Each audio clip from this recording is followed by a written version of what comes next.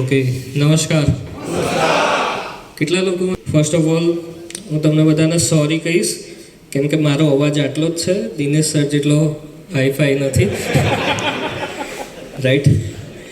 અને જેટલા પણ લોકો મને પહેલી વખત જુએ છે, તો હું તમને બધાને એક વસ્તુ કહેવા માગું છું કે આ બિઝનેસમાં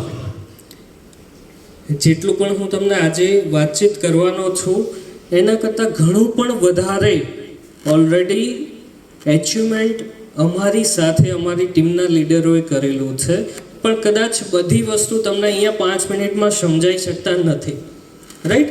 આપણે પિક્ચર પણ કોઈ પણ જોઈએ તો એ 3 કલાકમાં કદાચ આખું પિક્ચર આપણને સમજમાં આવતું નથી, તો આપણે બીજી વખત જોઈએ ત્યારે ખબર પડે કે અચ્છા આવું હતું. એટલે અત્યારે ખાલી તમને ડેમો મળી રહ્યો છે, ટ્રેલર મળી રહ્યું છે. તો શરૂઆત કરીએ. મારું નામ યશ પટેલ છે, ગાંધીનગર ગુજરાતથી આવું છું.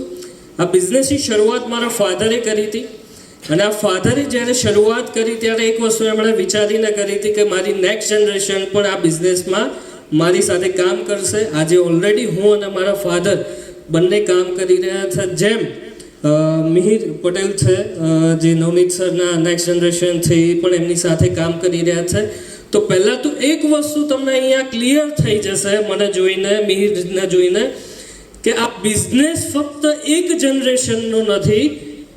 જેમ નિલેશ સરે તમને આજે પ્લાન બતાવ્યો એમાં વાતચીત કરી કે આ નેક્સ્ટ જનરેશન નોમિનેશનનો બિઝનેસ છે, પણ નોમિનેશનની સાથે સાથે તમારી હયાતીમાં તમારી નેક્સ્ટ જનરેશન કામ કરે, આ એનો પણ બિઝનેસ છે માય ડિયર ફ્રેન્ડ્સ. એટલે મજાની વાત એ છે કે આજે જો તમે એવું સમજીને આવ્યા હોય કે રવિવારની બપોર છે, આપણે જતા આવીએ, જોઈ લઈએ, સમજી લઈએ, તો કદાચ તમે ખોટા બની શકો છો, કેમ કે આ એક નહીં, બે નહીં, પણ 3 જનરેશનનો બિઝનેસ છે. અને આજે પેઢી બનાવવા જ આવ્યા છો, પેઢી નાખવા જ આવ્યા છો આજે આ ધંધામાં, તો હું ખાલી એટલું કહું કે છેલ્લી 15-20 મિનિટ મને શાંતિથી સાંભળી લેજો, કેમ કે જે આજે મારી સાથે થઈ રહ્યું, મારા જીવનમાં થઈ રહ્યું છે, તમારા જીવનમાં પણ, તમારા દીકરાના કે દીકરીના જીવનમાં પણ આવતીકાલે થઈ શકે છે મિત્રો.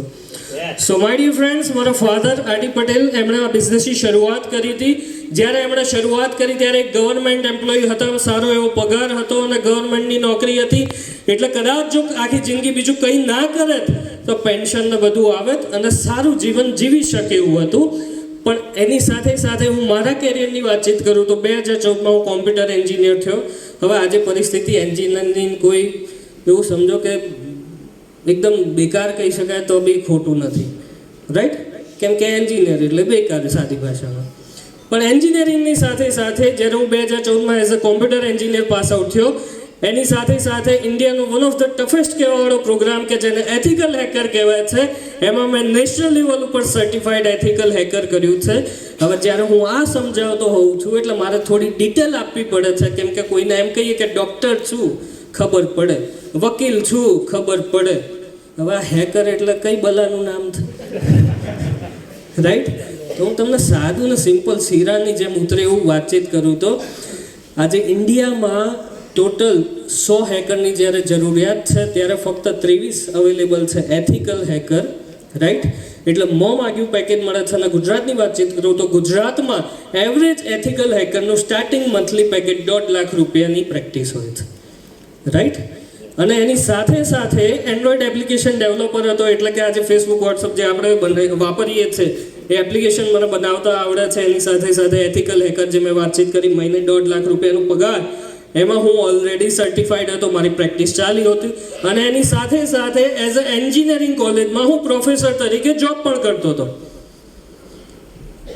એન્જિનિયરિંગ કર્યું, એન્ડ્રોઈડ એપ્લિકેશન ડેવલપર થયો, એથિકલ હેકર થયો, 1.5 લાખ રૂપિયાની સેલેરી, પ્રોફેસર હતો એન્જિનિયરિંગ કોલેજમાં.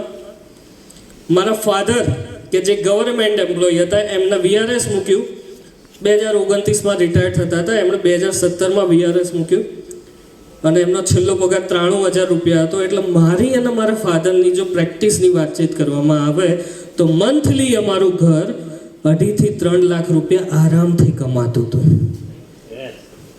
સૌથી મોટો પ્રશ્ન, અહીંયા કોઈ મારવાડી બેઠું હોય, અહીંયા કોઈ ગુજરાતી બેઠું હોય, આપણા બંનેના મગજ એવા હોય ને કે 2.5-3 લાખ રૂપિયા કમાતા હતા તો અહીંયા શું કરો છો? થાય કે ના થાય? તો મિત્રો મહત્વની વસ્તુ એ છે કે બહારના માર્કેટમાં જ્યારે હું 2.5-3 લાખ રૂપિયા મારા ઘરની ઇન્કમ હતી, પણ આજે આ માય લાઈફસ્ટાઈલમાં પ્લેટફોર્મ ઉપરથી હું પ્રાઉડથી કહી શકું છું કે આજે જે મંથલી જે ઘર 2.5-3 લાખ રૂપિયા કમાતું હતું, આજે એ જ ઘરમાંથી મંથલી ફક્ત એમના માય લાઈફસ્ટાઈલના આઈડીમાંથી વ્હાઇટ ગવર્મેન્ટને 3.5 લાખ રૂપિયા જીએસટી પે થાય છે માય ડિયર ફ્રેન્ડ્સ. હવે જે ઘર 3 લાખ રૂપિયાની ઇન્કમ હતી એ ઘર આજે 3 લાખ રૂપિયા જીએસટી પે કરે છે 18% પ્રમાણે. એટલે તમે ઇન્કમ ગણી શકો છો શું હોય છે, હે ને?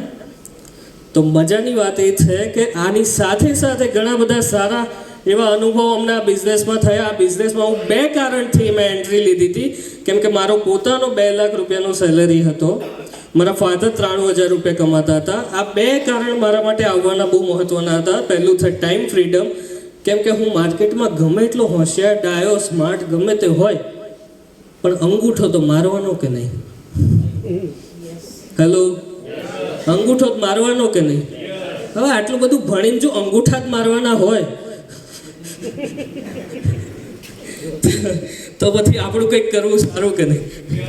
તો સૌથી વધારે મહત્વની વસ્તુ છે ટાઈમ ફ્રીડમ છે. એના હું એક્ઝામ્પલ તમને આગળ બતાવી રહ્યો છું. અને બીજું છે નોમિનેશન, કે આપણે ગમે એટલા ડાયા, આપણા ઘરે ગમે એટલી જમીન.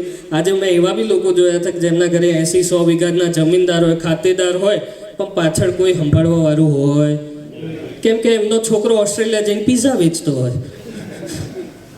અમારા ત્યાં આવા બધા બહુ એક્ઝામ્પલ છે. તમારા ત્યાં કદાચ આવી પરિસ્થિતિ શું છે મને ખબર નથી. કહેવાનો મારો મતલબ કે એક સારી લાઈફસ્ટાઈલ જો આપણે આપણા જીવનમાં આપણા ફેમિલીને નથી આપી શકતા, તો પછી પાછળ ગમે એટલું તમે હરખું કર્યું હોય તો પાછળ કોઈ સંભાળવાવાળું રહેતું. પહેલી વસ્તુ અને બીજી વસ્તુ ટાઈમ ફ્રીડમ. કેમ કે આજે અમારા લીડરોને ખબર છે, હમણાં બહાર ઊભા હતા એટલે હું વાતચીત કરતો હતો એમની સાથે, એટલે હું તમને આગળ એનું એક્ઝામ્પલ બતાવું કે આ 2 વસ્તુ લાઈફસ્ટાઈલમાં મને મળી. એના લીધે હું શિફ્ટ થયો અહીંયા. 2-2.5 લાખ રૂપિયાની સેલેરી હોવા છતાં સૌથી વધારે મહત્વની વસ્તુ એ છે કે પ્રોફેસર તરીકે બહારની દુનિયામાં ઘણું બધું કમાતા હતા, પણ એના કરતાં 5 ગણું વધારે અહીંયાથી કમાઈએ છે. એટલા માટે બંને વસ્તુ છોડીને હું ને મારા father full time my lifestyle કરીએ છીએ મિત્રો.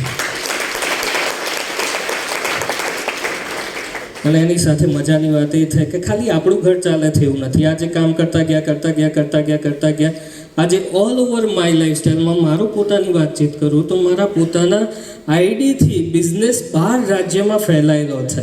અહીંયાથી ગુજરાતથી લઈને અમદાવાદથી લઈને અંદમાન નિકોબાર પણ આપણી ટીમ ચાલે છે મિત્રો. એટલે અંદમાન નિકોબારમાં